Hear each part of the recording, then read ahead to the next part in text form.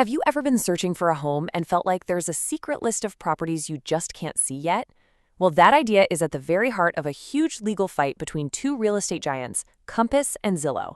They were battling over who gets to see new listings first, and then, all of a sudden, the fight just stopped. The lawsuits vanished. But, a silent ending to a really loud battle, that just leaves us with more questions than answers. So that's the big mystery, right? Who really won here? When a lawsuit just gets dropped without a clear verdict, it means both sides get to go out and write their own victory speech. But we're going to dig into the details and see which one of those stories actually holds up. So here's how it all went down.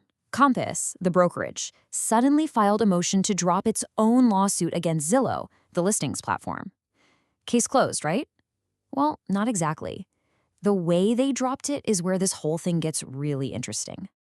The key is this little piece of legal jargon, without prejudice. Now, this isn't just some boring footnote, it's basically a giant loophole.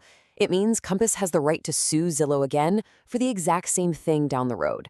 So think of it less like a peace treaty and more like a temporary ceasefire. So what was this whole fight even about in the first place? Honestly, it boils down to a pretty simple question. When a house goes up for sale, should there be some kind of VIP list that gets to see it first? Or should everybody get access to that information at the same time?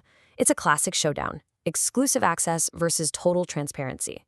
Now, check out this timeline because it's pretty telling. Compass sues Zillow back in June.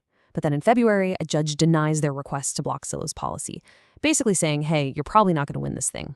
And what happens just 1 month after that? Compass drops the lawsuit. The timing is, let's just say, interesting. And here's the fundamental disagreement, laid out side by side. Compass loves what you could call a secret menu approach. Their agents and their clients get a sneak peek at properties before they hit the open market. Zillow, on the other hand, wants a public menu, where every single listing is out there for everyone to see all at once. It's a real philosophical divide about what's fair in the market. All right, so let's hear from Team Compass. After dropping the suit, they immediately went on a victory lap. And they didn't just say they won, they framed this whole thing as a huge win for every homeowner who wants more control. The CEO of Compass, Robert Redfin, came out and called it a major victory. And notice the language he uses, calling it the Zillow ban. It makes them sound like champions, fighting for the little guy, for homeowners and their agents. It's a really powerful narrative. So here's the core of Compass's argument. They say they dropped the lawsuit because Zillow blinked. According to them, Zillow clarified its policy, promising not to penalize listings that show up first on other public-facing sites. In their version of events, getting that clarification was the win they were fighting for the whole time. But Zillow has let's just say, a very different story. From their point of view, Compass didn't win anything because, well, there was nothing to win. They have said from day one that the lawsuit had no merit, and dropping it doesn't change a thing. Zillow's argument is just as strong, just from the other side.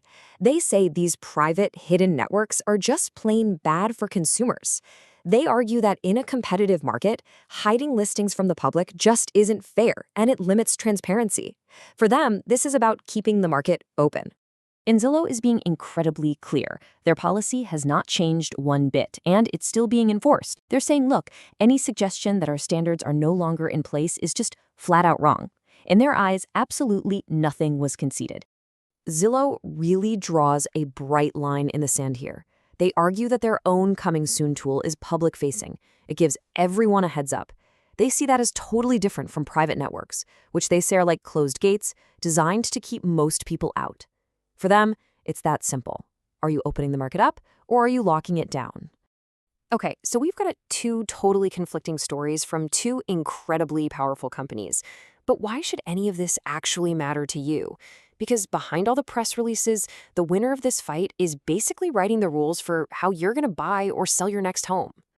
Yeah, this whole thing is way bigger than just one lawsuit. It's really a battle for the soul of the real estate market. Will it become a totally open playing field where tech platforms like Zillow make sure everyone sees the same information? Or will it be a more exclusive system where traditional brokerages like Compass still hold the keys to early access? The future of how we all find and buy our homes is literally what's at stake here.